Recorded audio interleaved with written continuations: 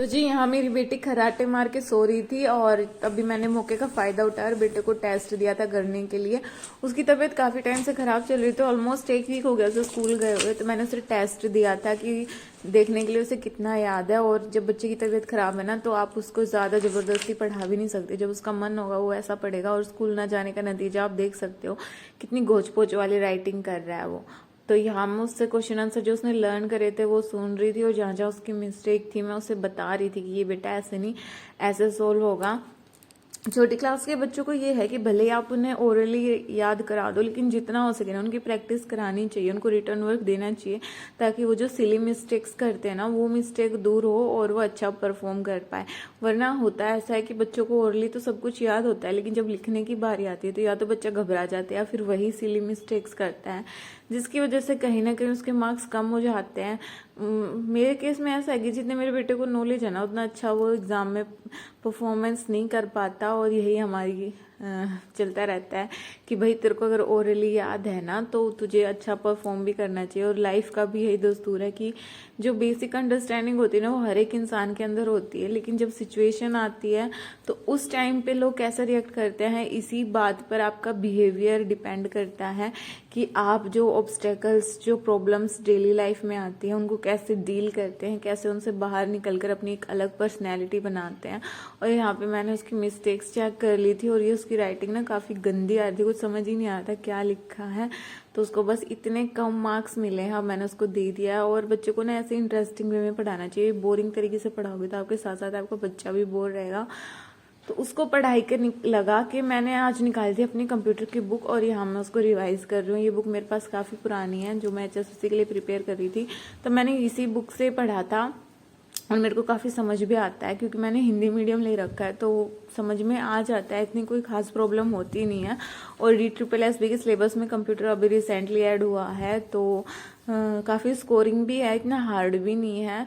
तो बस हम ऐसे करते हैं कि जैसे जो बड़े बड़े सेक्शन है ना, जैसे GA हो गया, मैथ्स हो गया, इनके पीछे पड़े रहते हैं। और जो स्मॉलर सेक्शन है, हिंदी, इंग्लिश, कंप्यूटर, इनको हम इग्नोर करते हैं कि ये तो भाई कर ही लेंगे। लेकिन जब एग्जाम की बारी आती है ना तो ऐसा करना चाहिए कि इन सब्जेक्ट्स पर अपनी कमांड बने, ताकि GS मैथ्स में भले आपका हाथ तंग हो, लेकिन जैसे और सब्जेक्ट है हिंदी, इंग्लिश, मैथ, रीजनिंग, इनमें अगर आप अच्छा स्कोर कर लेते हो तो आपकी वो जो कमी रहती है ना पेपर पास करने वाली, वो कमी ना कहीं दूर हो जाती है और आप अच्छा स्कोर कर लेते हो। लेकिन होता जैसे इसके उल्टे हैं, हम कंप्यूटर और GS के पीछे पड़े रहते हैं और ये सब्जेक्ट हमारे लास्ट मोमेंट तक छूट ही जाते हैं। इसलिए मैंने डिसाइड करा है कि जो बाकी सब्जेक्ट्स हैं मैं इनको स्ट्रॉन्ग करूंगी, मैथ और GS को भी टाइम दूंगी, लेकिन इनको ज़्यादा टाइम दूंगी, क्योंकि इनमें गलतियां होने के चांसेस कम और ये काफ़ी स्कोरिंग भी है।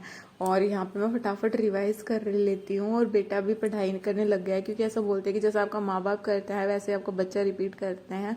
और यहाँ बेटी आराम से सो रही है, तो हमने खूब अच्छे से पढ़ाई करी। उसके बाद जो कल मैंने सूट काटा था मैं उसकी सिलाई करने लग गई हूँ, क्योंकि एक औरत को ना मल्टीटास्किंग होना ही पड़ता है। आप चाहे कितने भी ट्राई कर ले, लेकिन आपको ऐसी लाइफ जीनी ही पड़ती है। आप जिंदगी का एक सुख पाने के लिए दूसरी चीज को इग्नोर नहीं कर सकते, आपको सारी चीजों को साथ लेके चलना पड़ता है।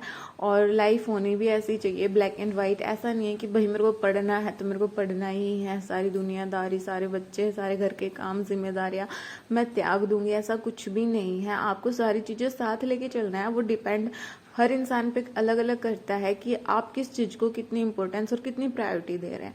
फिर यहाँ पर मैं चली पड़ी थी बेटे को दवाई दिलाने के लिए। हस्बैंड आज ऑफिस से जल्दी आ गए थे, तो उन्होंने ऐसा बोला कि स्वान की दवाइयाँ भी खत्म हो रही है, तो एक बार इसको हेल्थ चेकअप करने के लिए चलते हैं। और लाइफ इतनी ही अनप्रिडिक्टेबल है, दिन में तो मैं वहाँ पढ़ाई कर रही थी और अभी शाम के टाइम हम चल पड़े हैं डॉक्टर के इसको दवाई दिलाने के लिए, क्योंकि इसको कुछ खास फर्क अभी है नहीं और दवाइयाँ इसकी खत्म हो गई हैं।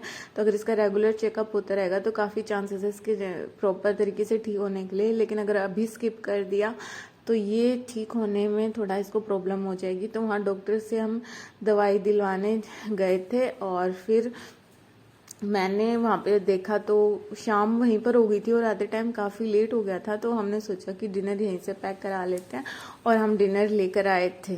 क्या टाइम हो रहा है, क्या टाइम हो रहा है? बताया नहीं। तो दोनों भाई बहनों को क्या मस्ती सूझ रही है? ओ पापा की परी, क्या हो रहा है, क्या हो रहा है? क्यों इतनी मस्ती कर रही है? क्या hello madam, hello mister, what happen mister? भाई को क्या हो गया? हेलो कर भाई को, स्वान को हेलो कर भाई को। अच्छा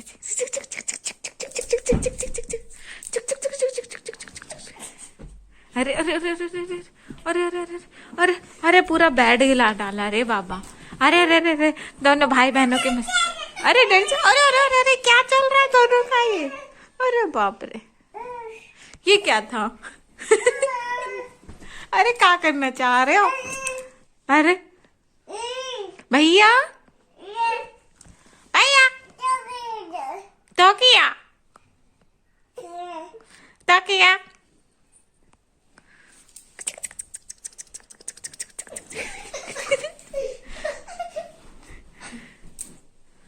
अभी नेक्स्ट टाइम चलेंगे।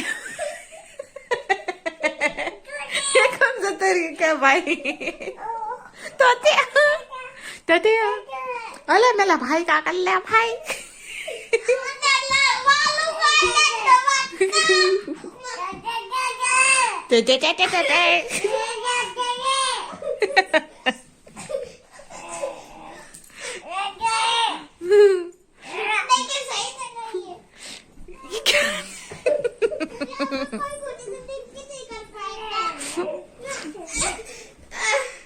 मीशा क्या कर रहा है वो?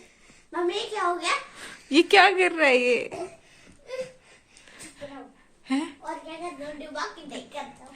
रात के 9 बजे तुम लोग क्या मस्ती चल रही तुम दोनों की? छुपने की।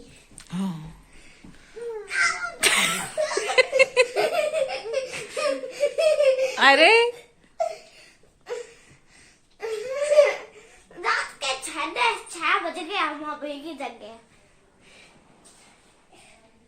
इन छोटे बच्चों को कमाल देखो। ए मिठू क्या कर रहा है? बैल खींच रही और क्या कर रही है? कर दिया। तू क्या कर रहा है? गुस्से में हो।